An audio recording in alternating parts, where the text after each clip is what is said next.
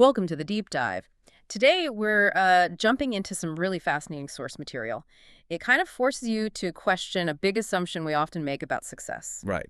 That assumption being, well, does getting ahead depend on how loud you are, how much you broadcast your goals? Or is there maybe a quieter path, a habit, maybe even a secret one, that actually helps you get there faster? Exactly. Our mission today is pretty clear. We've got this really engaging story that looks right at the connection between talking about your goals and actually achieving them. Yeah, and we want to pull out the specifics, like the psychological reasons, the practical stuff, why keeping quiet about your dreams might actually be, well, a super powerful success habit. And the source material throws this question right at us from the start. Do extroverts win because they talk and network more? Or do introverts maybe have this hidden advantage because they're naturally a bit more reserved, focused? And our main example is this guy, David. Smart, ambitious, totally convinced that talking about his plans was the way to go. Until he hit a wall and realized his biggest problem wasn't lack of effort, it was, kind of surprisingly, just talking too much. Let's paint the picture of David first. Okay, so he's the classic high achiever type, right? Sharp guy, works hard. And he had these huge, really specific dreams. Like what? Becoming the top student in his class, mastering difficult skills, building this really bright future for himself. Definitely not lazy. Right. But he had this habit that was, well, quietly undermining him. He just couldn't keep things to himself. An open book. Everything. Pretty much. Every new idea, every plan, personal thoughts, and definitely every big goal, he shared it immediately. With everyone. Parents, friends, teachers. Yeah. Yep. Laid out all his big plans for the future. Here's what I'm going to do. And his reason seemed, well, it seemed logical on the surface. He thought talking about it would, keep him accountable, keep motivation high. That makes sense. Public commitment. But let's be honest, there was another layer. The sources point out he really enjoyed the social side of it, the immediate praise, the admiration. Ah, okay. So people would say, wow, David, great plan, or you're going to kill it, that kind of thing. Exactly. And that initial praise, it felt good, like really good. A bit of a dopamine hit, maybe? Instant validation? Totally. Yeah. But it hid the real problem. Because despite all that talk, all the positive feedback, the results weren't coming. How so? His exam scores, average. He started finding it hard to stay focused. And kind of the worst part, he started to lose interest in those big dreams he'd announced so publicly. Ouch. So the talk didn't translate into action. Not effectively, no. And then when the results didn't line up with the announcements, that external validation, it flipped. What happened? Well, the source material describes it pretty painfully.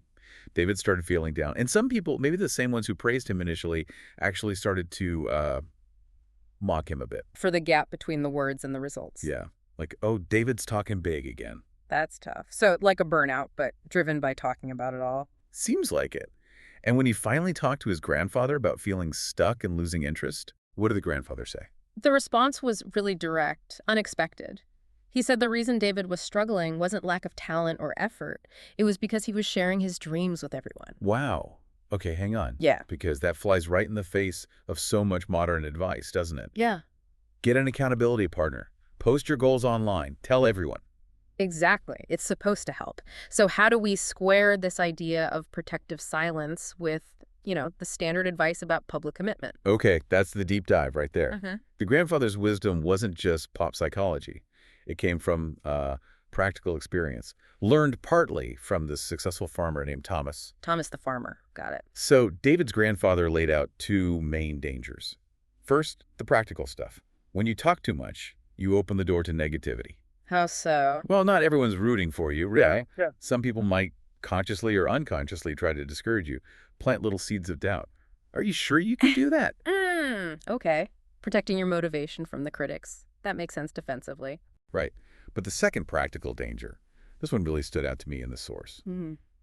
It's purely about energy. Energy management. Yeah. Think about it all the time. And frankly, mental energy you spend talking about the plan, explaining it, defending it. That's energy not spent doing the plan. Precisely. You're draining your focus reserves just by talking. Every retelling chips away at the energy for execution. Okay, that's practical. But you said there was a deeper layer. Yes. And this is the core of it, I think. The really tricky psychological trap. It's internal. This is what we really need to unpack. All right, lay it on us. How does talking actually trick your brain into thinking the work is already kind of done? It's like a cognitive shortcut. When you announce a goal, let's say, you tell everyone, I'm going to run a marathon, and you get Mm. that positive feedback. Wow, amazing. You can do it. Yeah. Your brain processes that social approval, that praise, almost like a reward for having done it. It taps into the brain's satisfaction circuits. Wait, really? So the brain mistakes the pat on the back for actually crossing the finish line? In a way, yes.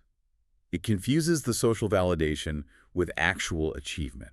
You get what some researchers call fake satisfaction. Fake satisfaction, okay. You feel that little high, that emotional buzz of having already achieved something, or at least being recognized for the intention. Yeah, like the praise David loves so much. Exactly. And that feeling, that buzz, it actually reduces your internal drive. Your motivation to do the actual hard work diminishes. Why push through the pain if you've already gotten a taste of the reward just by talking? Wow, that's fascinating. So maybe public declaration only really works for those massive, super high stakes goals where failing publicly is a huge motivator in itself. Could be. But for most goals, especially the ones that need sustained internal discipline, Mm. this silent approach might be much more effective. It really flips the script. The danger isn't losing motivation because you didn't tell anyone. It's losing motivation because you got the reward just by talking. Precisely. You spend the motivational currency before earning it. Okay, to really drive this home, the source gives us this great contrast to David, the story of Thomas, the farmer. Right, Thomas. He starts out poor, but he's got big ambitions. Huge ambitions for his situation, yeah. Escape poverty, build a proper, large farm, give his family a much better life. But his golden rule, absolutely unwavering. He never shared his specific plans with anyone. So when people asked him, like, Thomas, why are you working so incredibly hard? What did he say? He just gave him a little smile, apparently, and say something simple like, you'll understand in time. That takes some serious discipline, just deflecting all that curiosity, keeping that focus totally internal. Absolutely. And the results? That's what makes his story so compelling. He just quietly, steadily worked. Bit by bit, he bought land, Slowly expanded. grew his crops, improved his methods, built up the farm infrastructure, and then eventually built a really nice, solid house. And the reaction from the village? Because he'd been so quiet about the plan, they were genuinely stunned, blown away. They saw the hard work day to day, sure, but... They had no idea what it was all building towards. Exactly. The source says they had no idea how he achieved so much because they never saw the blueprint in conversation. They only saw the finished product. Bam. Yeah. There it is. And Thomas's own reflection on why he did it that way. That's really the core lesson here, isn't it? What was his analogy? He put it very clearly. Silence protects your goals. Simple as that. Protects them. And he used that powerful metaphor. Words are like arrows. Once released, you can't take them back. Ooh, I like that. His whole strategy was about letting the result, the undeniable success, do all the talking for him. No need for announcements beforehand. So David hears this story, sees the contrast between himself, the loud talker, getting nowhere, and Thomas, the silent doer, achieving everything. Big light bulb moment. Huge. He realized he needed to change course, like, immediately. His new approach became basically speak less about the plans, focus way more on the action. Let the work be the voice. Exactly. The work itself had to become his language. And that shift tapped into what the source calls this powerful energy. By keeping quiet, he was focusing all his resources inward. No more managing people's expectations. Nope. No more absorbing their doubts. No more deflecting negativity. And critically, no more chasing that cheap, preemptive social reward. All that mental and emotional energy went straight into the task. And did it work? Were there measurable results? Oh, yeah. Big time. David stopped talking about his academic goals. He just studied with this intense, quiet focus. And within months, the change wasn't just external. Internally, too. Yeah, his confidence started growing, but organically, from the doing, not from the talking or the praise. He genuinely stopped caring so much what other people thought. That's huge in itself. Massive. Yeah. And the proof was in the pudding, as they say. Yeah. The final exams came around. After months of this focused, silent work, David ranked first in the entire school. Wow, so he finally achieved what he'd only talked about before. Exactly. Tangible proof that the success came from the execution, not the narration. And the sources say this wasn't just a fluke, right? Not just one exam. No. He carried that lesson forward, applied that same silent focus, that do first, talk later approach to his career. became a very successful entrepreneur. So it really validates that core wisdom. Success is built quietly, not announced loudly. And the key distinction here, for you listening, is that this isn't really about being an extrovert or an introvert. That's not the point. Right. Talking a lot is fine. Being quiet is fine. Personality isn't the issue. The rule is about protecting your motivation system, Right. guarding the integrity of your drive. You don't need to share every single thought or ambition, especially not the big ones. The dreams, the future plans, the really ambitious goals, keep those close. Keep them under wraps until you've actually made real, undeniable progress.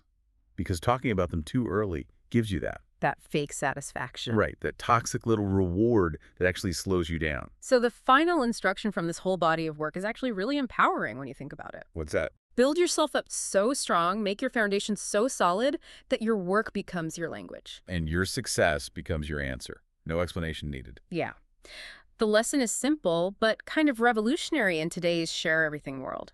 Work quietly. Protect your focus. Be consistent. And when the time is right, when you've actually built the thing, The world will know. They'll see the result. You won't need to have announced every step. it really hits home when you think about how much we're tempted constantly to seek that instant approval online or elsewhere. Okay, so let's leave you, the listener, with something to think about, a provocative thought to mull over. Maybe in silence. Go for it. If talking about your goals gives you that instant fake satisfaction, that cheap reward that comes before the real work, what's one small silent action you could take? Maybe even right now, today. An action that would replace that fleeting gratification with real, concrete progress, however small. Yeah. What secret goal, what important intention are you ready to protect with some disciplined silence, starting now? Embrace that quiet power. We really hope this deep dive helps you channel your energy into the work that truly matters. Keep learning, keep applying these insights. We'll catch you on the next deep dive.